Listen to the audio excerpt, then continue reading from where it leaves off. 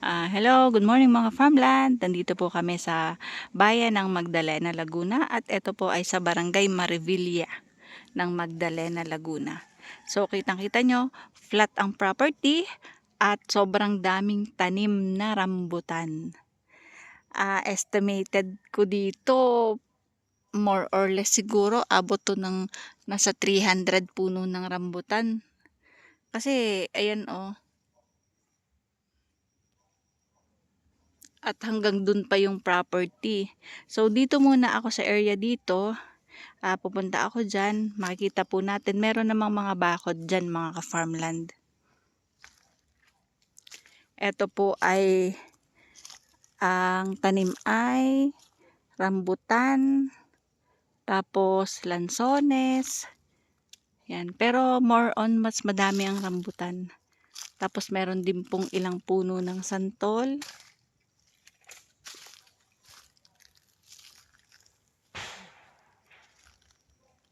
Dito mga farmland ay kanya-kanyang farmland na. So, ayan po, meron na po may-ari dyan. Ayan, meron na din po may-ari dyan.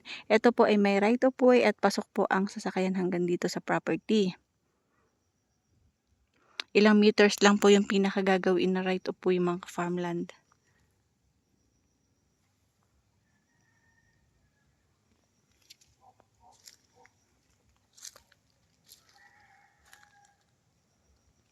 Hanggang dun po ang property kasi may bakod po doon. So, dadalhin ko kayo sa area doon.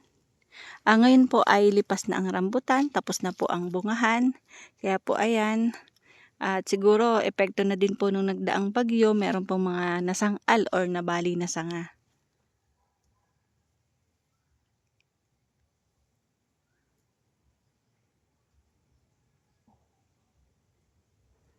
Mga farmland, ang Magdalena, Laguna po ay malapit po sa bayan ng Liliw at ng Pagsanghan, Laguna.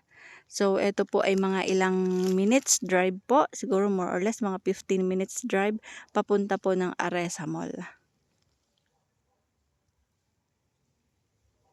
Ang sukat po ng property mga ka-farmland ay 2.2 hectares at ito po ay clean title. Titulado po, buhay po ang nakapangalan sa titulo.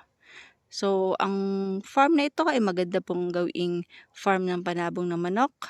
And then, at the same time, kung gusto niyo pong ikat or isubdivide, maganda din po kasi may mga tanim na po ito. So, madami po siyang lansones din.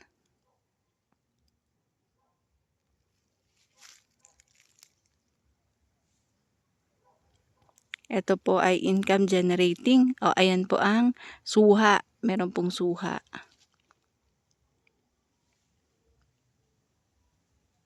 Ayan, meron na po siyang kalapit na farm lot.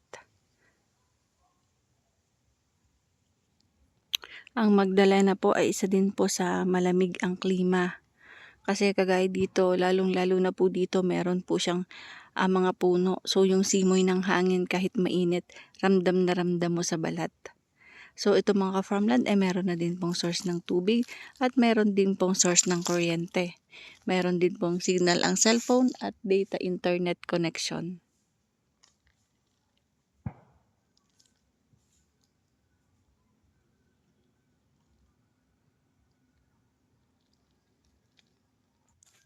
Ilang puno ng rambutan sa tansya mo?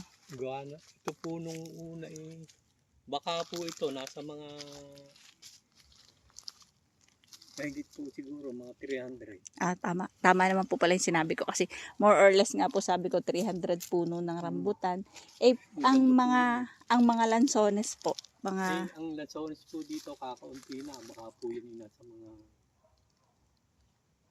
mahigit na lang po yan siguro mga 20. okay lang po at least. Tapos may iba pong prutas kagaya po ng kaimito, ng Ilang puno lang naman suha. po dyan. May Tatlo nga po yan. 3 kaimito tapos ilang nyog. Ilan po yun yun? Iilan pa yung puno? Isa. Yung puno na yun, kuya, kasama yung malaki? Tabi po. Hagit po yun. Okay. Sige. Dito tayo, kuya, mag-tour. Sige. Hagit po naman ang boundary. Ayan, ang pinaka-boundary. May mga, may mga barbed wire na po ano. Ayan, ang aming tour guide.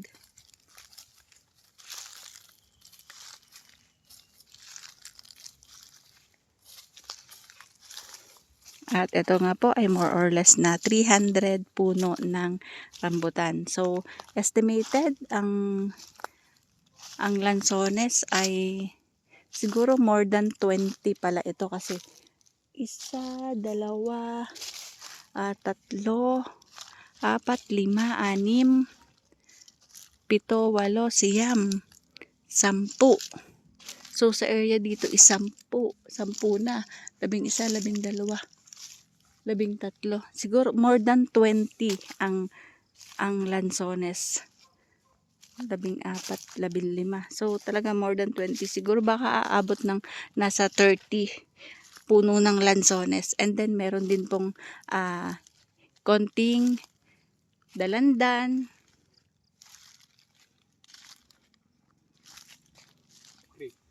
Meron pong gilid ng creek.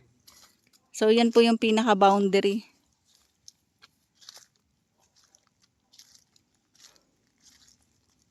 Pinaka-boundary po ay ang creek. So, hanggang doon pa kasi meron po siyang bakod. Meron ding mga guyabano at puno ng kahoy.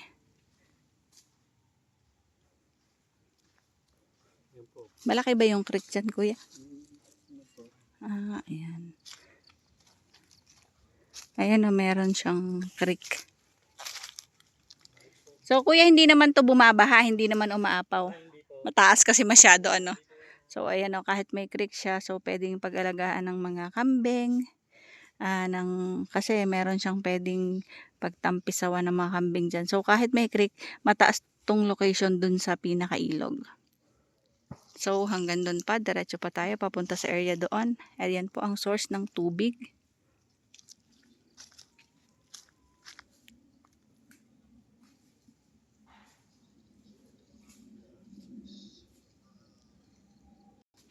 Ayan, ito po ay puno ng rambutan. May bayabas. Ayan, nandun po yung pinaka-barbed wire sa kabila. Hindi po naguho ang lupa dito. Okay po. That's good kung hindi po naguho at hindi binabaha.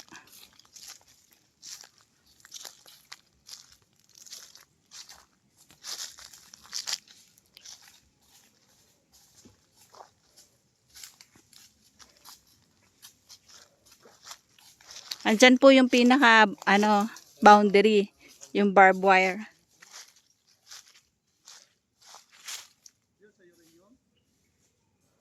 Andyan po yung pinaka barbed wire sa may pwesto ni kuya.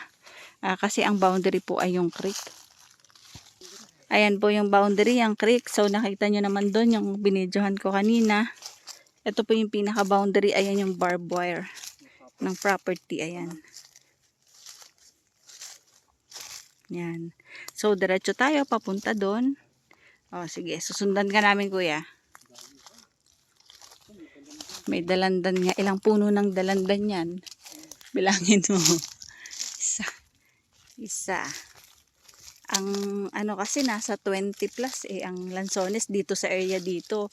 Doon pa. May mga nyug din. Ilang puno lang ang nyog. Siguro mga Isa lang dito yung isa. mga 10. Meron doon. Isa. Isa pa lang. Dalawa. Dalawa. Wait lang.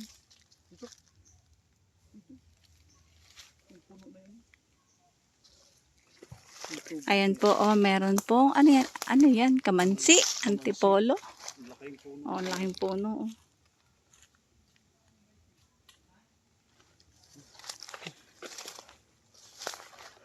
Ayan mga ka-farmland, ito po yung kalahati pa lang ng 2.2 hectares.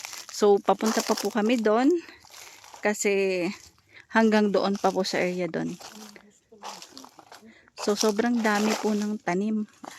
Maingay. Ayan po yung linya ng kuryente. Yan. Tapos ay andun, may linya siya ng tubig. Nakita na nila kanina doon.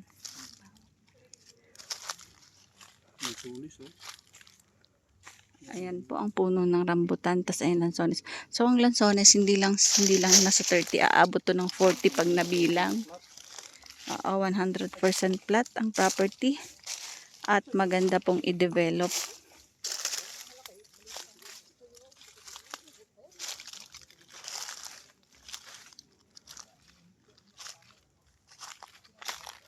Ayan po, madami pong guyabano.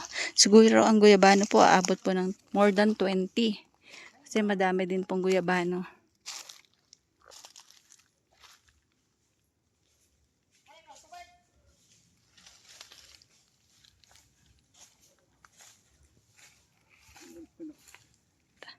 O ayan mga farmland, yan po yung aming tour guide dito sa property kasi po yung may-ari ng lupa ay hindi namin makasama ngayon. So ayan po, so kasi baka po ma-heat stroke, mainit medyo may edad na din po yung may-ari ng lupa. Ayan mga farmland, yan po ay 100% flat at kitang-kita nyo naman sobrang dami ng tanim na puno ng rambutan. So sabi ko nga, yan po ay aabot sa 300 puno, more than pa. At ang lansones ay aabot ng estimated po nasa 40 puno. So ang mga guyabano siguro more than 20 at ang niyog, ang nabibilang ko pa lang isa, dalawa pa lang ang nakikita ko. So ito try natin pag tayo nakapunta sa may area doon kung ano pa po yung possible nating pwedeng makita na ibang puno. Kasi ang dalandan ay isa, dalawa, tatlo, apat. So apat pa lang po yung aking nakikita sa sisilayan. Tara, pupunta tayo sa area doon sa may kabila. So ayan, nandito po ako sa kabila ng property. At ito po ay 100% flat talaga.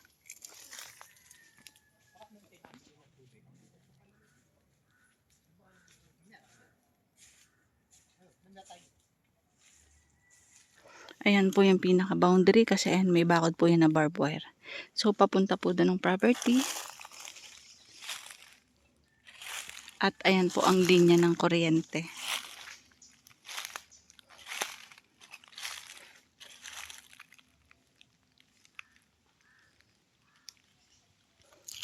So ito po ay patag na patag at pag nasa kabilang dulo ka makikita mo po yung pinaka-location ng property. So ayan may kaimito.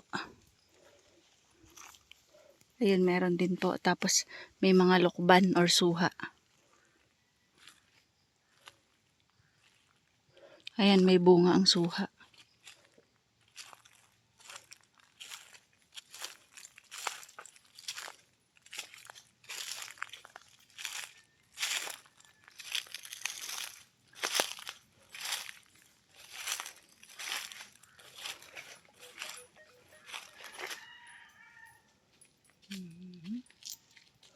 Yan po ang suha.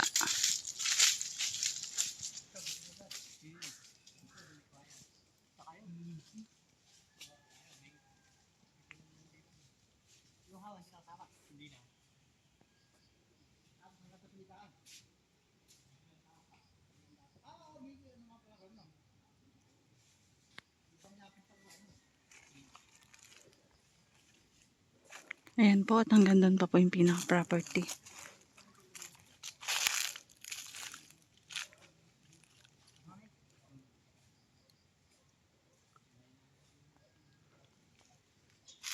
Ito po ay 2.2 hectares at 600 pesos per square meter, negotiable. At ito po ay clean title. So located po yan dito po sa Barangay Maribilia ng Bayan ng Magdalena, Laguna.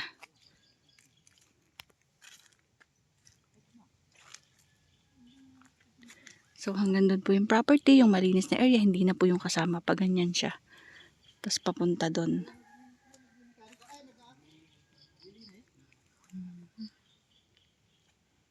Ayan, ito po, ayan ang kaimito. Bali, sa ano ko po, ang kaimito po ay apat na puno.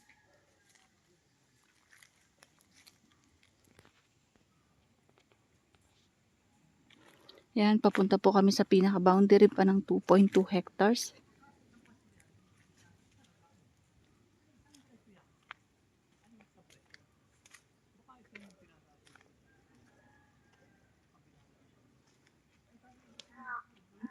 So dito sa area na to, madami din pong lansones. So more than 40 po talaga ang lansones. Ayan o, si kaibigang uwak. Palma. Tapos papaganoon ang property. Yan.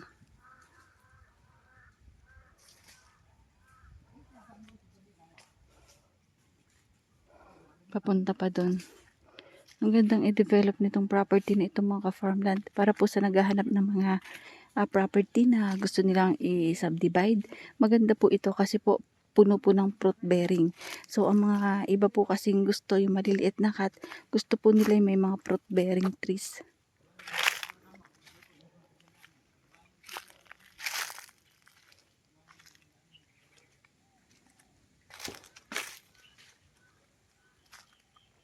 Yan, hanggang dyan pa po ang property. Kuya, parang ito na yung boundary, ano? Diretso pa po. Ay, diretso pa. Eh, may ba, ano yan? Area lang po ito ang naging daanan po ito nung pag po napunta dyan sa mga sakayin dyan. Okay po. Ayan, ito po ay kasama pa sa property at diretso pa papunta doon.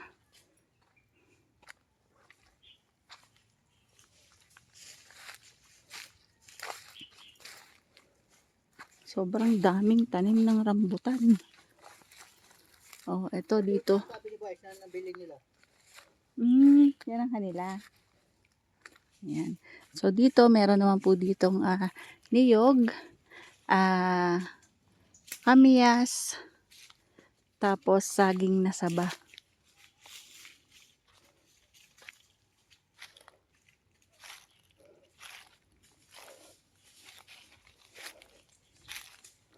Yung pinaka-boundary po dyan, yung sa may ano, yung sa may saging. Saka po yun, may mga kahoy din yun.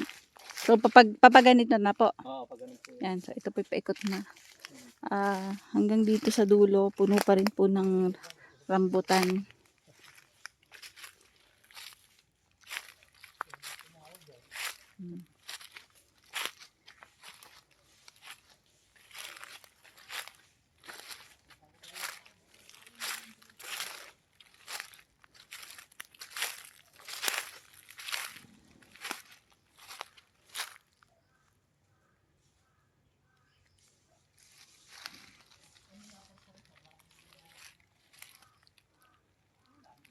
Ayan mga farmland, ang estimated po naman na puno ng nyog ay abot po sa 10 piraso.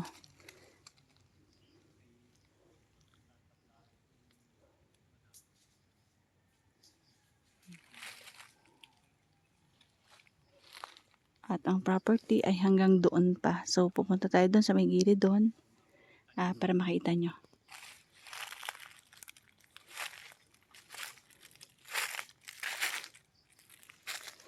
Ito po ay located po dito sa Magdalena, Laguna.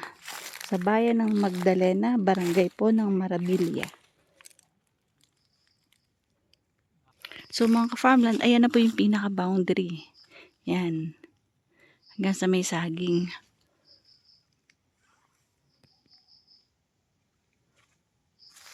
Ayan, yan na po yung pinaka-boundary ng property. Padiretso papunta doon.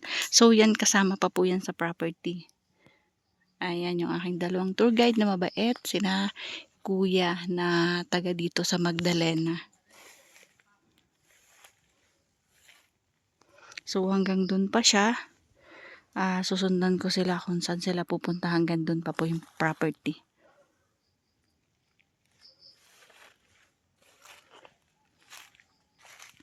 Ito po ay 600 pesos per square meter.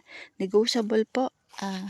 Clean title, buhay po yung nakapangalan sa titulo, 2.2 hectares, patag na patag at sobrang daming tanim na fruit bearing trees. So ito po ay income generating. Pangitang-pangita po, napakadami po ng ibinungan na rambutan kasi siguro epekto ng laglag lang noong nagdaang bagyo. So dito sa area ko nakikita ko may bakod na doon. So hanggang doon na lang yung pinaka-property. Ang area na ito ay sagingan. So, ayan, meron siyang barbed wire. Yaan po ay boundary na po ng property. Iba na po yung may-ari nung kabila. So, ito po. Pag ganun, kasama pa po ito sa property.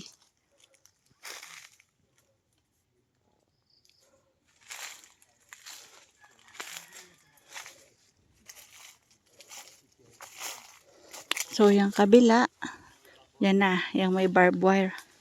Yung kabila po ay taniman po ng mais at saging. Pero may mga fruit-bearing trees din po. So, dito, hanggang dyan po yung boundary ng property.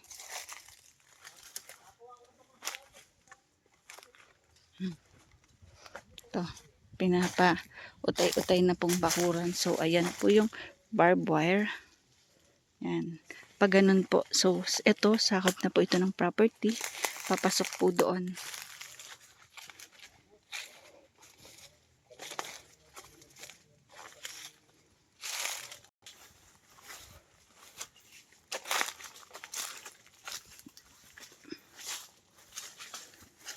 Siguro ang nyog nasa 10 peraso din.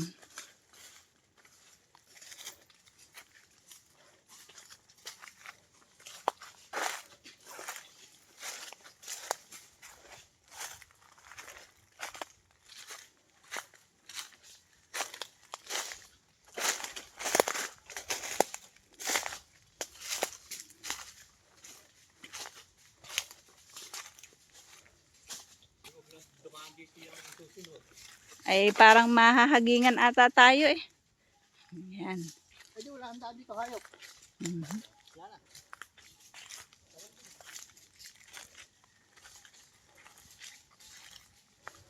Ito po yung nasasakupan po ng 2.2 hectares located po dito sa Barangay Marivilla ng Magdalena, Laguna. So ayan, meron pong malaking puno ng kamansi. Or antipolo ata yan.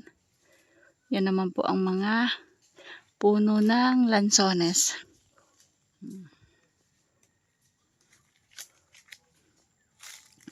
Mga ka-farmland, para po sa mga interesadong buyer dito sa property na ito, kontakin nyo lang po si Ka-Farmland TV at pwede po natin itong ma-site viewing. So, pwede po natin bisitahin ang property at madali lang po ito.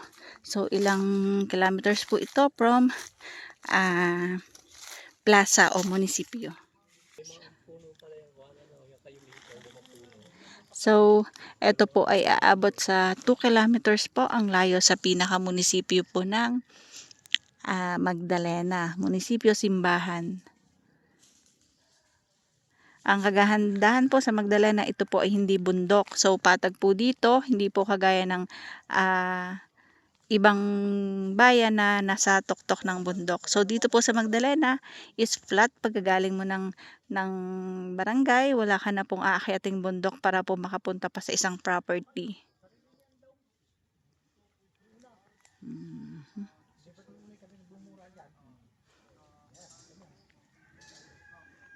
So, paano mga farmland? Kontakin nyo lang po si Ka-Farmland TV pag po gusto nyo magpa-site viewing dito sa pinaka-property.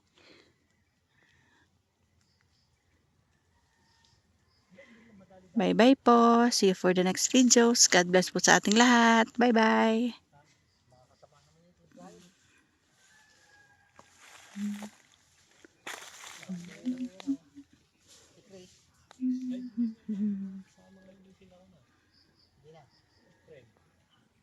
Sila naman.